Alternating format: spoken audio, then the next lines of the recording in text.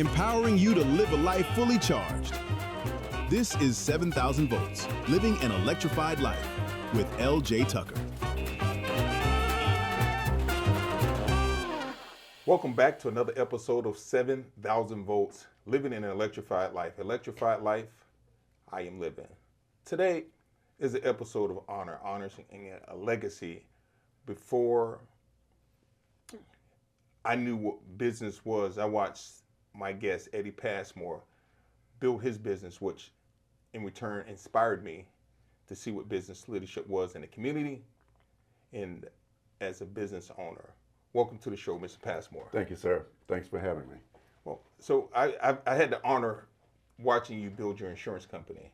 Okay. And, you know, that gave me a belief deep down inside that one day, at the time, I didn't know what I would build, but I could build something Right. of value. And I've been inspired for years just watching you build your business.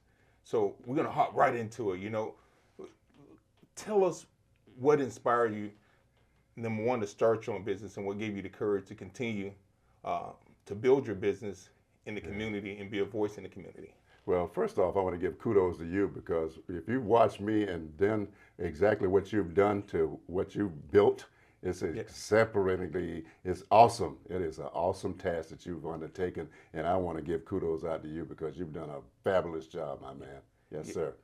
So what started me out, I started working when I was 9 years old. Okay. I was selling newspapers, the Florida Sentinel Bulletin, and as a result of that, I had clientele.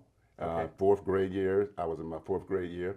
I had at least 10, 15 clients, and the paper only cost 15 cents. And you know, it inspired me to have the opportunity to sort of be in my own business. You know, I had the time where I could go and set my own times at such a young age to go out and sell newspapers to people. And I really enjoyed doing it. I look forward to it, selling those papers to people in the community.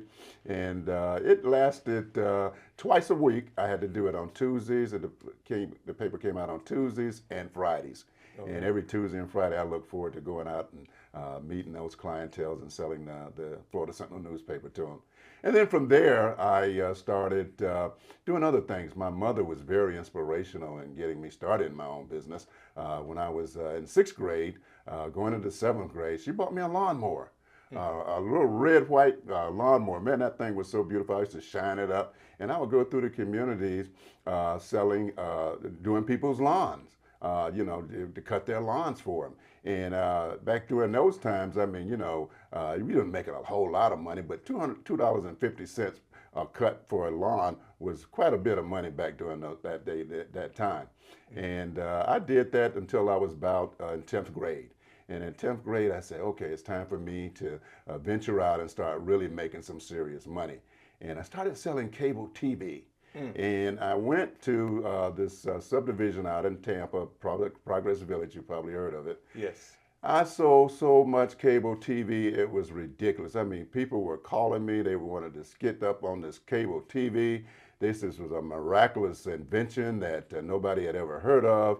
You saw all kind of movies and all kind of things that really inspired people, and they were really happy to get it. And I was really enthused to do it because it inspired me. It gave me that good feeling that, hey, I can do something to help people that they really enjoyed. So, you know, having done that and looked on my life to see exactly how I've come about selling, I said, this must be something that God has really placed in my heart to do. So when I started my insurance agency, I knew exactly what my purpose was in life.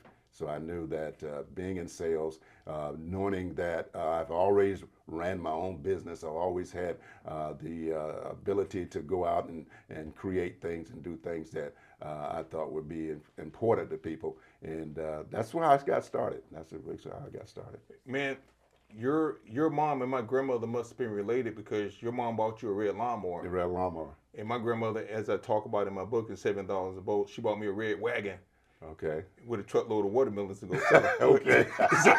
Something to do with that red. Yeah. And, yeah. You know. Yeah. Yeah. And what's funny is I read a book called From Good to Great by Jim Collins, and it's like red is an attention getter. Right. And so I guess they understood that philosophy before Jim Collins did, Okay. and they both put us to work using a red piece of equipment. A red piece of equipment. Yep. You got it. Man, Yes. so when I first met you, I had just I was at the beginning of my adult life. I had just got finished dealing with some troubles of my past. Yes. And so it was like a piece of like everything that I can gravitate to and add to my arsenal was more motivational what I thought I needed at the time. But as you get older and wiser, Right. once you do something consistently, you don't need motivation to do it. You just do it because it has to be done. Right. And so, but I gravitated to that. I was like, man, he talks with authority. He has his own business. It is possible. Yeah.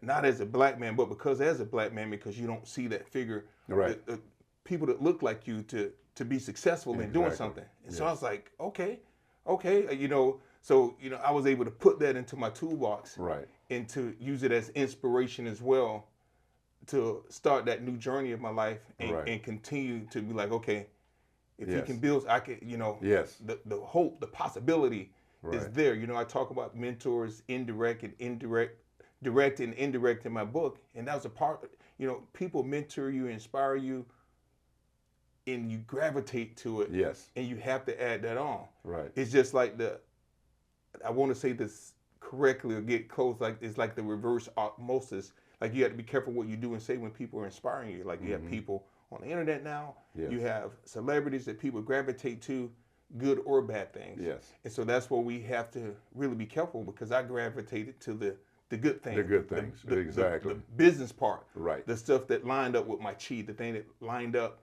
that helped me in becoming who I am and who I'm yet to become. Right. Exactly. And yes. so, yes. tell us about the insurance business. The title is From Policies to Purpose. You start writing insurance policies, Yeah. and it became a part of your purpose to run Yeah. your business and be successful, Right. and continue to Right. do your work in the community. Tell us about the insurance Yeah. part of it. Well, the insurance business is a very exciting business. Yes. I started out with a company that's well renowned in this area or throughout the country, as a matter of fact. And my motivation was to make as much money as I could. Okay. And that was my focus. I wanted to make, $300,000, $400,000, $500,000 a year. That was my goal in life, to do that, because what I did, I started hanging around people that were successful already doing it. Okay, they're already selling policies. I wanted to learn, how was it that you sold so many policies? What was your motivation? What was your tactics? How did you go about getting to the point where you were? And these guys were really, really, really successful guys. So I always hung around people that were doing it and wanted to do the things that I wanted to do, and I had to learn from them. So as a result of, I guess it would happen, I was in in the 80s. And my first job, my first year there, I made about $30,000. That was a lot of money back in the 80s. So I said, wow, I'm on my way, I'm on my way. And then after I got married several years after that, and I had started a family. And once I started a family, I said, hey, I got to start taking care of more responsibilities, having more responsibility. So about several years after that, I made $100,000, six figures. I said, oh man, I'm on my way. Yeah. But fate has its way of saying, okay, you got to be humble about this, because what happened was, in the industry, Hurricane Andrew came through Florida. 92. It knocked a hole in the entire industry. We lost about 12 companies that year as a result of that. So here I am thinking that, hey, I'm growing, but then I had to stop because they stopped writing policies. They put a moratorium on us writing policies in Florida. I said, wow, what am I going to do now?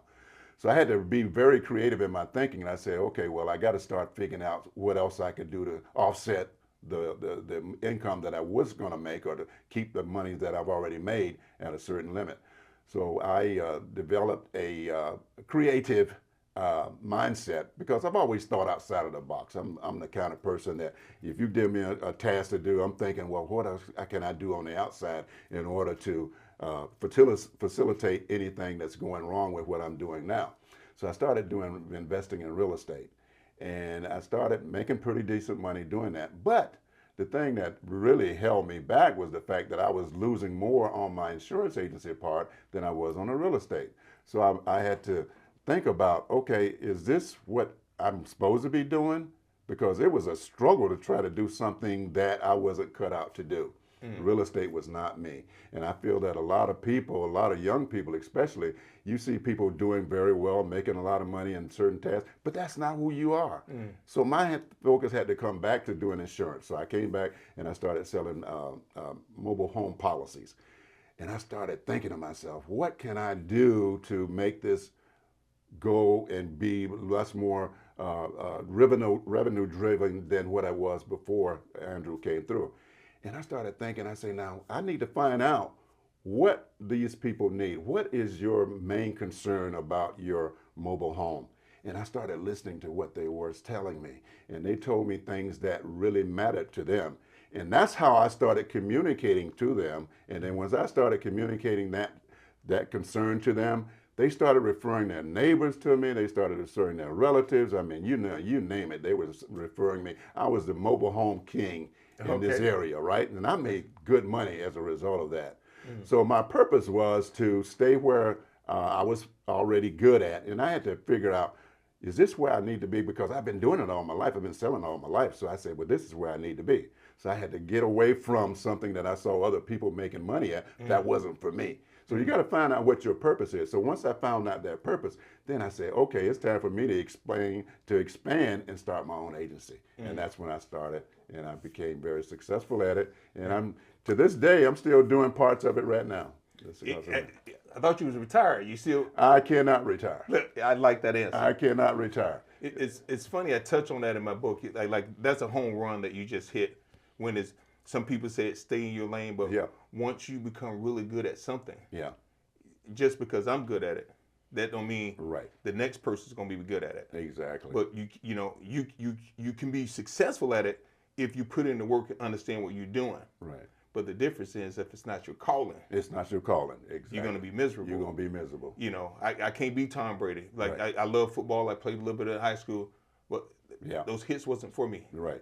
So people be like, oh man, you big enough, you should be playing football. I played some basketball a little bit in college. Guess what? Yeah. All that running up and down the court, that ain't for me. And so you have to learn your lane. You have to learn your lane. And because there are going to be peaks and valleys. Yes. There's going to be ups and downs. Yes. And like you said, Hurricane Andrew that came in '92, wind is only going to expose weaknesses that you have. Yes. And so when you get exposed in something, number one, you're not comfortable doing. Right.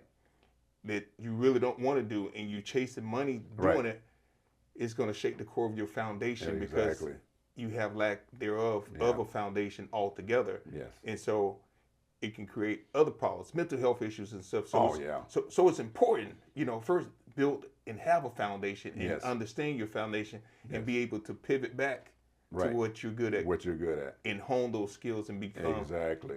even better moving forward down the road to be successful. Yeah. And one thing I realized, LJ, is that peace, if I got peace at something that I'm doing, I'm good. Yes. Because I know that's where I'm supposed to be. But if I'm struggling, I'm having stress, I'm feeling out of place, I'm having bondage, I'm having a lot of issues, that's not where I need to be. Yes. I need to be where there's peace. And once I figure out where that peace is, I know I'm in the right lane. Amen. So I'm going to move forward. Yes. And I don't think about the money, because if I'm doing the right thing, the money's going to come. Absolutely. You got to refocus and think about, in my business, you got to think about people. What's important to them? Yes. Once I find out what's important to you, then the money's going to come because I'm taking care of you, and that's what's important. And so what's interesting, because you've done it for so long. Yes. The average business don't last longer. I don't even realize.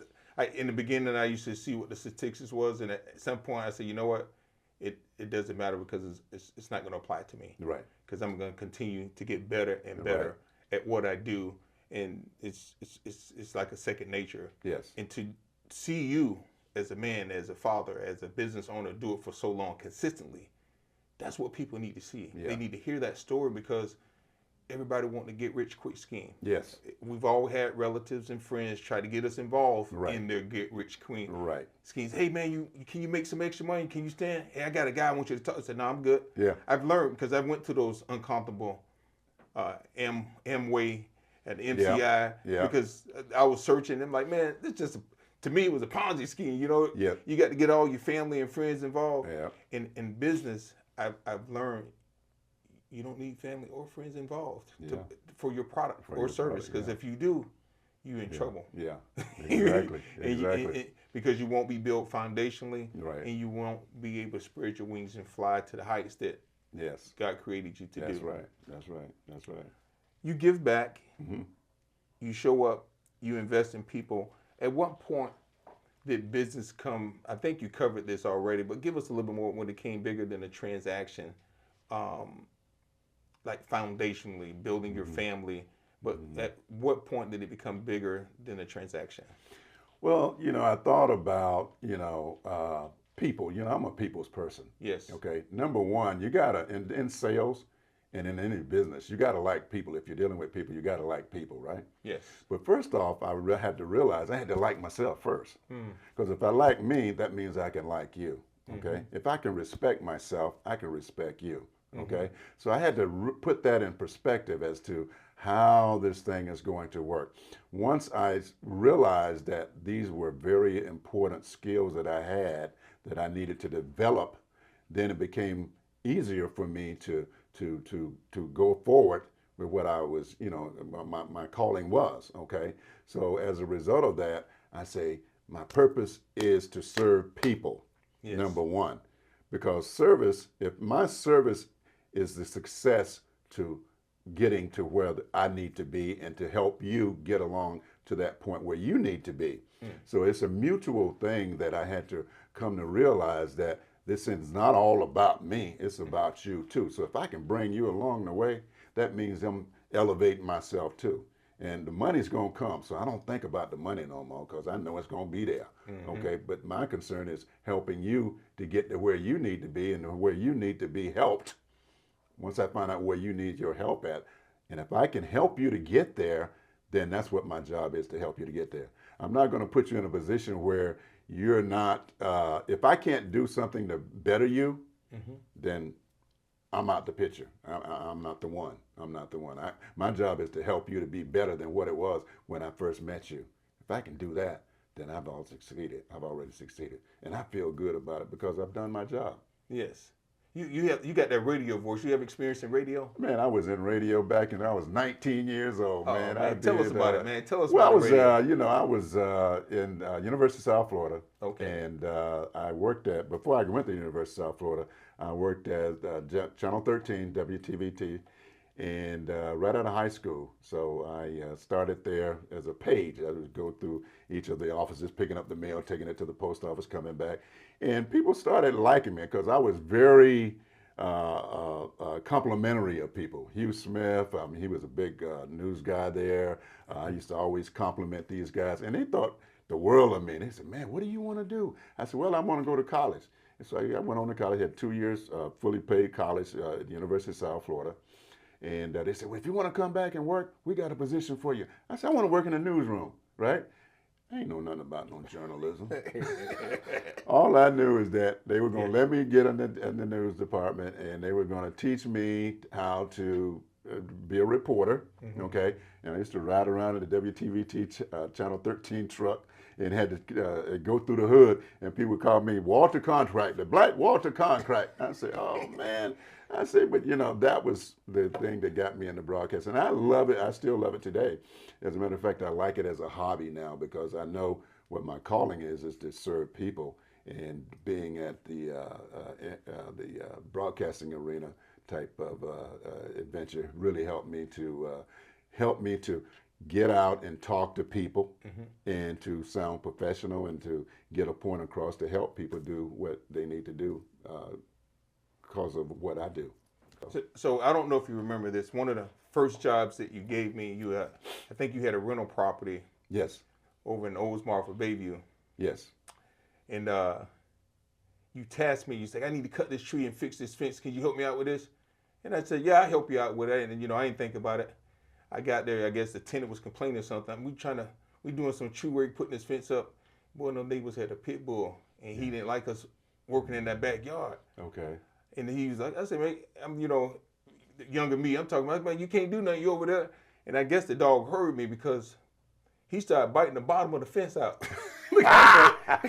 I think I remember that. I remember I said, that. this man is setting me up to get taken out by the vicious pit bull next door. I remember that. But man, I really appreciate I really appreciate you believing in me, tasking me with work when you know I didn't even own my own truck. I was leasing at the time, and as I forged through it, like every little big small of work that I got, I did it like I was doing it for $1 million. Right. Like it didn't matter Exactly. the type of work I was doing. It's because I remember one of my clients, he said, man, he said, you don't turn nothing down. I said, listen, you must ain't been hungry before. Right. Like when you're hungry, you do, you know, we live in an era now that kids don't know what work is. You know, my you know, I have 5 kids. They can't tell you that because they know that like they happy I'm doing this podcast today because this is my off Saturday. Yeah, okay. Because they know Daddy gonna put them to work. Wow. they know we gonna do something because you know they have it a little easier. Yeah, they do. We spoil them. Yeah, we did. But they also, one thing I've learned, you have to teach, you train them up in a way. Yeah. And we train them and teach them. Yeah. And so they'll be able to navigate their way through life when they don't want to do stuff. Right. I get the attitudes. Yes. I get the rolling of the eyes because they don't want to do stuff. Exactly. But as a parent, I have to instill that in them. Right. Exactly. You know, yes. Because I didn't have the same role that they have, and and that's okay. But I've had people like you.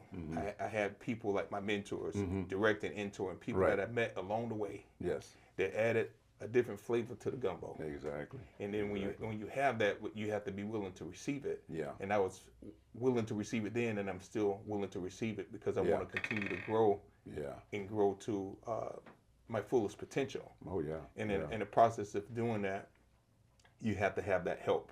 Yes. Indirectly. Yeah. Indirectly. It takes a village. It takes a village.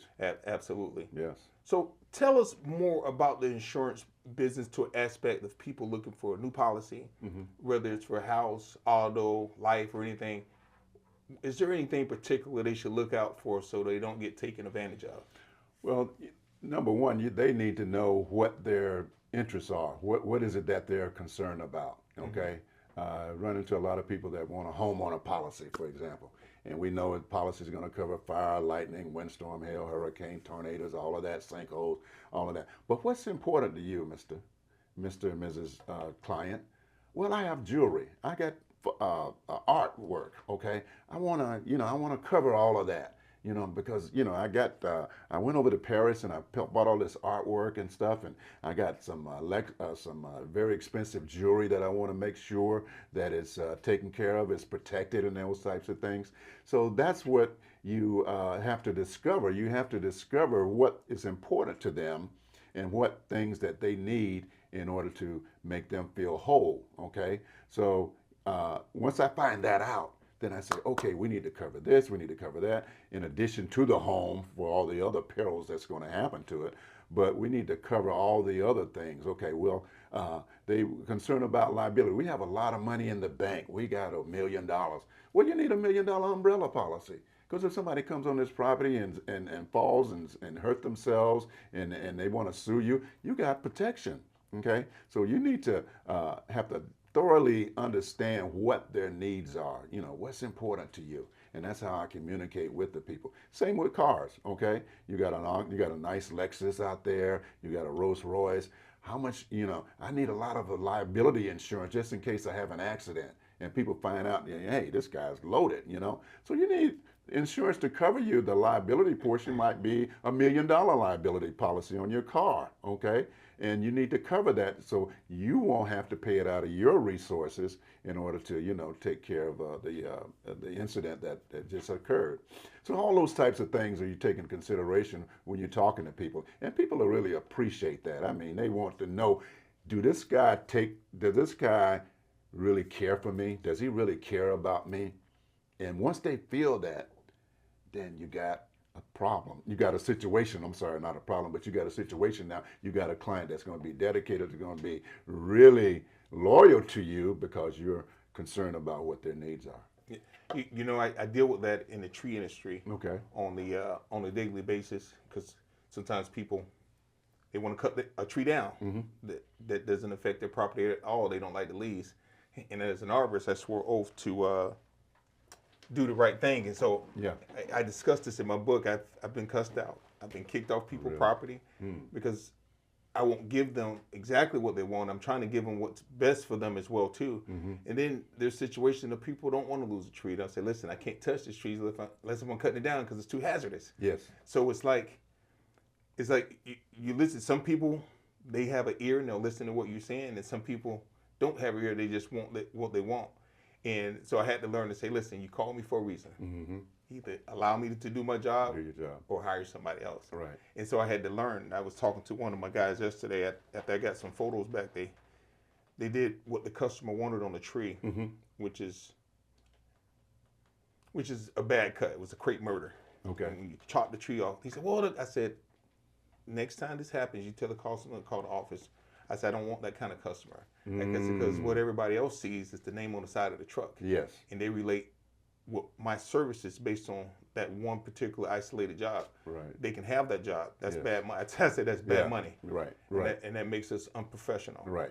And then I took it one step further. I said, look, I went on my phone. I said, you see this, what it says on Google? We ain't gonna go. I said, it says 5-star. I said, let's look at 3 other companies. Yeah. 3-star, 2.5. That's just the reason why we're a 5-star company. Okay. It's because we do things the right way. The right way. Like, Yes.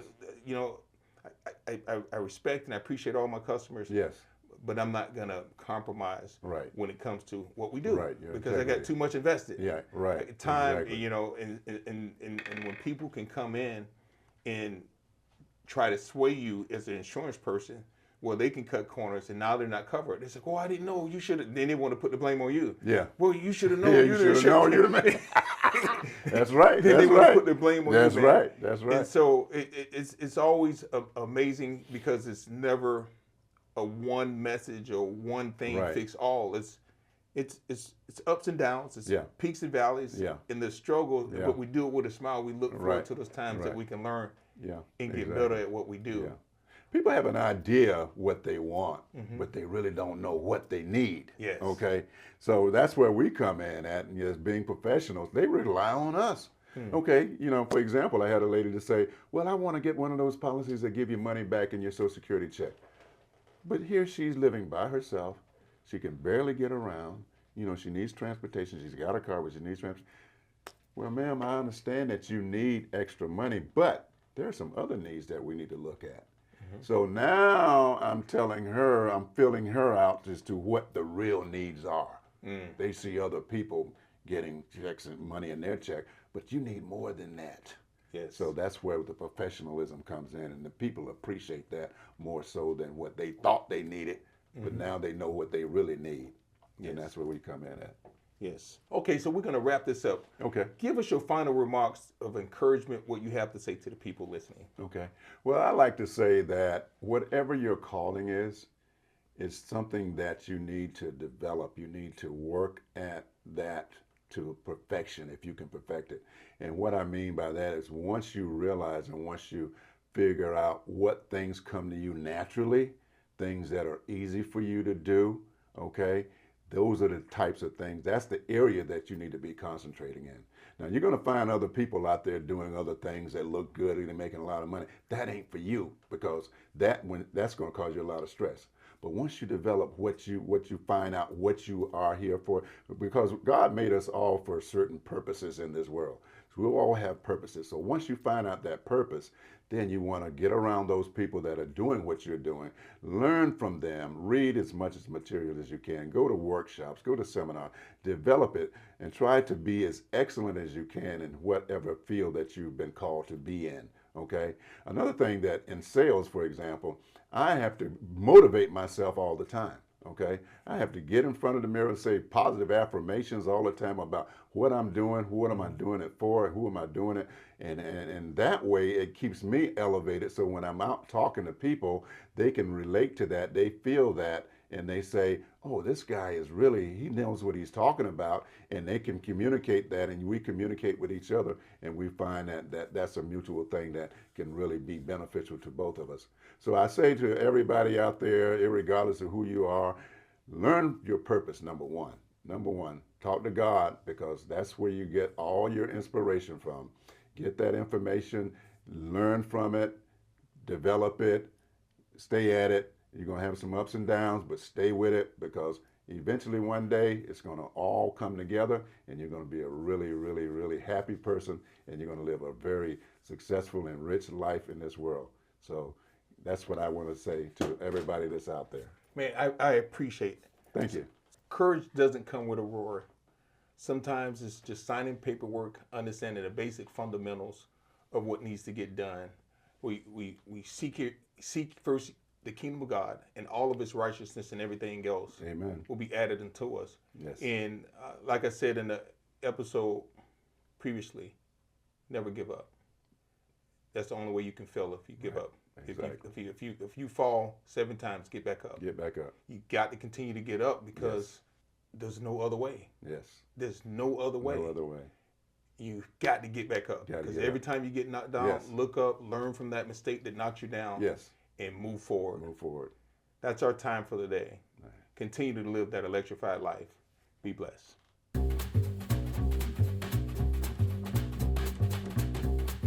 This has been 7,000 Volts, Living an Electrified Life, available on YouTube and your favorite podcast app. If you enjoyed the show, don't forget to like, comment, share, and subscribe. For more information, visit us on the web at ljtucker.com.